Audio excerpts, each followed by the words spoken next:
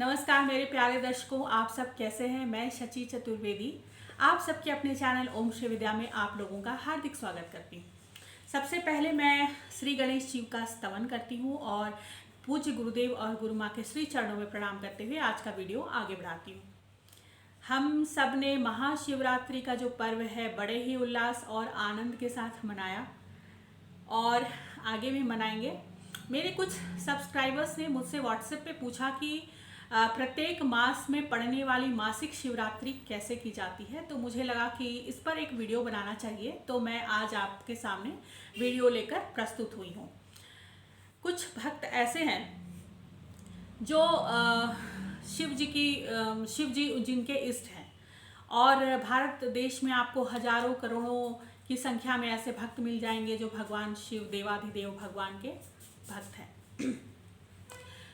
मासिक शिवरात्रि कैसे की जाती है, कब होता है, इसमें क्या सावधानी बरतनी चाहिए, इससे क्या क्या लाभ होता है, इस पर हम चर्चा करेंगे। हालांकि इसकी विधि वैसे ही होती है जैसे महाशिवरात्रि के दिन की जाती है। अब आते हैं कि इसको किसने किसने किया था, क्या महत्व है इसका, पौराणिक क्या महत्व है।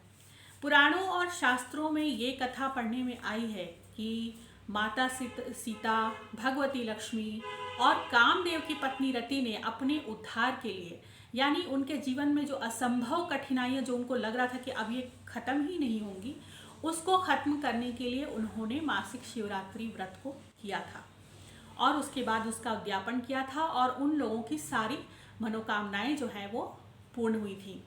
महाशिवरात्रि हम सब मना चुके हैं। अब कुछ लोग ऐसे करते हैं कि वो महाशिवरात्रि के दिन शुरुआत करते हैं, संकल्प लेते हैं कि वो अगले महाशिवरात्रि तक इस व्रत को करेंगे। कुछ लोग इससे ज़्यादा भी करते हैं। हालांकि विधान ये है कि जो लोग महाशिवरात्रि का व्रत करते हैं वो 15 वर्षों तक व्रत करते हैं। कुछ लोगों के लिए संभव नहीं है, लेकिन कुछ लोग कर भी लेते हैं। अब आते हैं कि ये कब पड़ता है।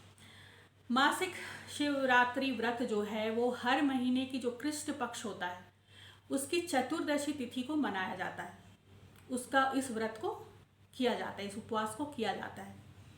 सबसे पहले इस दिन आप सुबह स्नान ध्यान इत्यादि करके भगवान शिव के मंदिर में जाएं, जो कि हर जगह प्रायः होता ही है। वहाँ हाथ जोड़कर भगवान से ये प्रार्थना करें कि मैं मासिक शिवरात्रि व्रत का संकल्प ले रही हूँ या ले रहा हूँ और मेरी ये मनोकामना मैं आप समस्त शिव परिवार के सामने मैं रख रही हूँ। मैं भिक्षा मांगती हूँ कि मुझे मेरी मनोकामना पूर्ण कीजिए और पूरे परिवार पर आपकी और समस्त शिव परिवार की कृपा बनी रहे। यह प्रार्थना आप करें। मंदिर में जिस प्रकार से पूजन किया जाता है भगवान शिव का वैसे करें, अर्थात घर से ही फल फूल जल धूप दीप भोग इत्यादि की व्यवस्था करके ले जाएं, वहाँ पे करें। हालांकि अगर आप मंदिर में दूध दही घी शहद गंगा जल गन्ने का रस गुड़ को पानी में अगर आप घोल के जो शरबत की तरह बनाकर आप ले जा सकते हैं और उससे भगवान शिव का अभिषेक कर सकते हैं, क्योंकि मंदिर का जो ऑरा होता है वो बहुत स्ट्रांग होता है। वहाँ का जो अणु परमाणु जिसको कहते हैं वो शिवमय होता है, क्योंकि वहाँ सिर्फ पूजन ही होता है, मंत्र जाप वगैरह होते हैं। तो मंदिर की बात ही कुछ और होती है और बहुत जल्दी ब्रह्मांड में जो आपकी प्रार्थना है वो जाती है और बहुत जल्दी रिसीव कर लिया जाता है, जिसको बोलते हैं कि भगवान उसको बहुत जल्दी रिसीव करते हैं। इसलिए मंदिर में पूजन का एक अलग ही महत्व है। पता नहीं ऐसा मतलब कुछ ऐसी लहर आ पड़ी है कि लोगों को समय नहीं मिलता, लोग मंदिर नहीं जा पाते। मैं तो यही कहूँगी कि मंदिर अवश्य जाएं, भले आप कुछ पूजा पाठ करें या ना करें, वहाँ हाथ जोड़ के 10 मिनट वहाँ के फर्श पर बैठ जाएं। मंदिर का एक वातावरण ही अलग होता है। तो कोशिश करें कि आप मंदिर जाके भगवान शिव की पूजा करें। ठीक है, आप घर में कर सकते हैं। घर ऐसा नहीं कि भगवान घर में नहीं है, सिर्फ मंदिर में ही बैठे हुए हैं, लेकिन मंदिर का ऑरा घर के ऑरा से बहुत ज़्यादा स्ट्रांग होता है और घर में हम उतना पॉजिटिविटी मेंटेन नहीं कर पाते हैं जो मंदिर में होता है। खैर, आप पूजा कर लें भगवान शिव की और वापस घर आ जाए।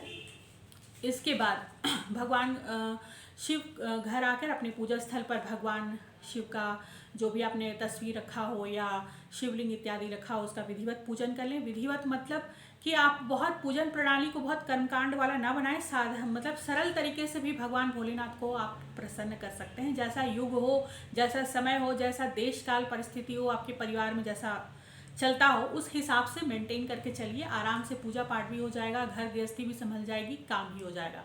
तो जब भगवान इतना काम कर सकते हैं तो हम भी बहुत कुछ कर सकते हैं, करने की कोशिश एटलीस्ट कर सकते हैं।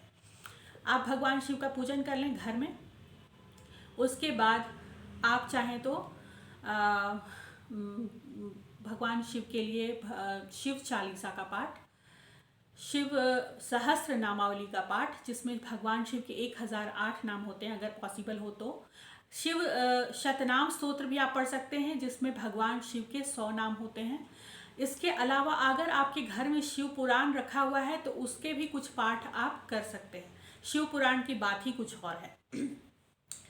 और ऐसा ये सब जो भी है विधि विधान या जो कुछ भी है, लेकिन सच पूछे तो भगवान को आपके भावों से मतलब होता है। लेकिन भाव का मतलब ये नहीं होता है कि हम सिर्फ भाव बना के बैठे रहें और कुछ करें ही ना। ये सब जब आप करते हैं अपने घर में, इस तरह का जब आप पाठ करते हैं, तो आपके घर का वातावरण जो है वो पॉजिटिव होता है। पॉजिटिविटी, मैं इस वीडियो में आज आपसे बार बार बात कर रही हूँ क्योंकि आप देखोगे कि हमारे घर अब उदास होते जा रहे हैं। तो हमें ये कोशिश करना है कि हमारे घर में रौनक बनी रहे। तो घर में जब किसी तरह का पाठ होता है, भजन होता है, कीर्तन होता है, तो घर का वातावरण बहुत ज़्यादा बदलता है, बहुत पॉजिटिविटी आती है। हो सकता है शुरू में आपको अच्छा न लगे, अच्छा लगे तो भी करो, नहीं अच्छा लगे तो भी करो, मैं तो यही बोलूँगी, क्योंकि इससे रिजल्ट आपको अच्छा ही आना है। जैसे आग में हम कुछ डालते हैं तो वो जल जाता है, तो हम जब भगवत कृपा, भगवत नाम रूपी अग्नि में आहुति डालेंगे अपने दुखों और कष्टों की, तो वो जलने ही जलने हैं। हमें अच्छा लगे या नहीं लगे, वो जलना ही जलना है। तो बहुत कुछ होता है। इसके बाद आप इस दिन शुद्ध सात्विक आहार करें। चावल, दाल, गेहूं से बना हुआ कोई भी खाद्य सामग्री ना खाएं अगर आप व्रत कर रहे हैं तो। इसके अलावा फल फूल इत्यादि खा सकते हैं। फलों का रस इत्यादि का सेवन आप कर सकते हैं। जिन लोगों को ब्लड प्रेशर वगैरह की समस्या है वो सेंधा लवण बोला जाता है, सेंधा नमक का इस्तेमाल कर सकते हैं। अब आते हैं कि जो स्त्रियां हैं जो अशुद्ध अवस्था में है, वो इस व्रत, अगर इसी दिन ऐसा कुछ हो जाए कि ऐसा हो जाए तो वो क्या करें। वो सिर्फ व्रत करें और मन ही मन भगवान का ध्यान करें। बाकी किसी भी तरह का मंदिर जाना या कुछ भी ये सब ना करें। आधुनिकता ठीक है, बहुत अच्छी बात है, लेकिन आधुनिकता के नाम पर ऐसा कुछ नहीं करना है जिसका विपरीत परिणाम हम लोगों को भुगतना पड़े। और हमारे यहाँ जो बहुत से नियम ऐसे बनाए गए हैं जो विज्ञान सम्मत हैं, धर्म और विज्ञान को जोड़कर बनाए गए हैं। इसलिए हर जगह कुतर्क ना करें कि नहीं हम तो कर सकते हैं, भगवान तो हर जगह है। ठीक है, बहुत अच्छी बात है, इस पर विशद चर्चा करेंगे।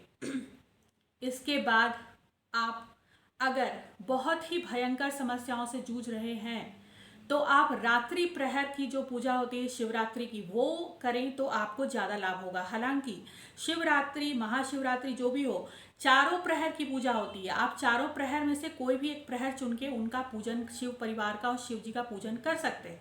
लेकिन अगर मध्य रात्रि में चौथे प्रहर का पूजन अगर आप करते हैं तो आपको बहुत तेजी से और जल्दी रिजल्ट्स मिलेंगे। क्योंकि आप याद रखना, इस व्रत के आगे रात्रि शब्द रखा हुआ है। रात्रि अर्थात मध्य रात्रि में किया हुआ पूजन हमेशा बहुत ज़्यादा प्रभावशाली होता है। अब आते हैं कि ये किस लिए किया जाता है, क्या क्या प्रॉब्लम्स मनुष्य के जीवन में आते हैं जिनसे उद्धार के लिए ये व्रत किया जाना चाहिए। जिन लोगों की संतान बहुत दुखी रहती हो, या फिर जिन लोगों की संतान बहुत कष्ट में हो, चाहे किसी भी तरह का कष्ट हो, और जिनके घर में भयंकर पितृदोष हो, सबने जवाब दे दिया हो कि इसमें कुछ भी नहीं किया जा सकता। मास शिवरात्रि को कभी भी हल्के में नहीं लेना चाहिए। ये बहुत ही महान व्रत है। जब आप करेंगे तो आपको इसके प्रभाव दिखेंगे और आपको समझ में आएगा। जिनके घर में ब्लैक मैजिक होता हो, उनको लगता हो कि हमारे घर में किसी ने तंत्र मंत्र, काला जादू ये सब कर दिया हो, वो लोग आजकल बहुत ज़्यादा इस तरह की समस्याएं देखने में आ रही हैं। और जिनके घर में अकाल मृत्यु हमेशा होती हो, जिनकी संतान उत्पन्न होते हुए जिस कुल में खत्म हो जाती हो, शरीर छोड़ देती हो, या फिर गर्भ में ही जिनकी संतानें खत्म हो जाती हों, या फिर कोई ऐसी स्त्री या पुरुष, लड़का या लड़की हो घर में जिसकी बहुत उम्र हो गई हो और कहीं से कोई उम्मीद ना हो कि उसका पाणी ग्रहण संस्कार, उसका विवाह भी होगा, उस स्थिति में अगर आपकी फैक्ट्री बंद हो गई हो, अगर किसी ने आपके व्यापारिक स्थल को बांध दिया हो, हालांकि आपको चेक करना होगा, मैं इस पर एक अलग वीडियो बनाऊंगी, तब आप इस व्रत को करें। और भी बहुत से हैं, मैंने आपको मुख्य मुख्य बताया है। या फिर उन दंपतियों को करना चाहिए जिनके जीवन में तलाक का प्रॉब्लम आ गया हो, ऐसा लग रहा हो कि वैवाहिक संबंध अब बिल्कुल भी नहीं चलेगा और बच्चों का जीवन जो है वो बर्बाद हो जाएगा, तब भी आप इस व्रत को कर सकते हैं। कहा ना, पहले ही मैंने कहा कि ये असंभव कार्यों को करने के लिए इस व्रत को किया जाता है। तो दोबारा कह रही हूँ, उस व्रत को हल्के में ना लेना। हमारे यहाँ कोई भी व्रत जो बनाया गया है वो कोई बस ऐसे ही खाने पीने, फल फूल खाने के लिए और 2-4 अगरबत्ती जलाने के लिए नहीं बनाया गया है। उसका बहुत ज़्यादा महत्व होता है और महत्व बहुत ज़्यादा बताने लगूंगी तो बहुत लंबा हो जाएगा। तो और क्या सावधानी आपको बरतनी है? सावधानी ही बरतनी है कि अपना कर्म सही रखना है।